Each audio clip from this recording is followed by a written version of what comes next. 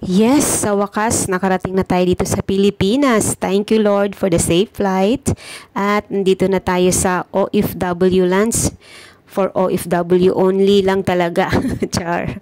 So, itry natin kasi deserve naman natin dahil tayo ay mga bayani ng ating bayang Pilipinas. So, dito lang ito sa may Gate 7 at Gate 8. Makikita nyo lang talaga ito, guys.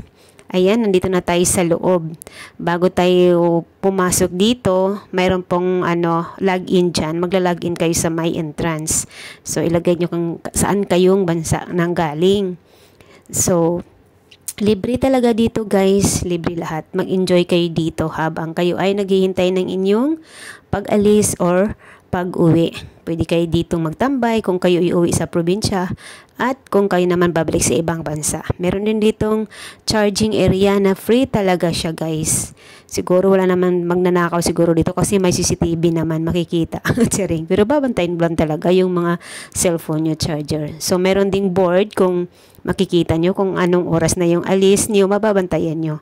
At nandito na nga yung ating meals, mga pagkain dito, guys. May pansit at may lugaw. Kasi pumunta ako dito ng umaga. So, dito na ako nag-almusal. At ayan, may mga tinapay sila na iba't ibang klaseng tinapay. May obe, yung nga pandesal. So, meron ding cookies, meron ding mani. At meron silang hot and cold na mga drinks. Enjoy and be safe. Thank you for watching.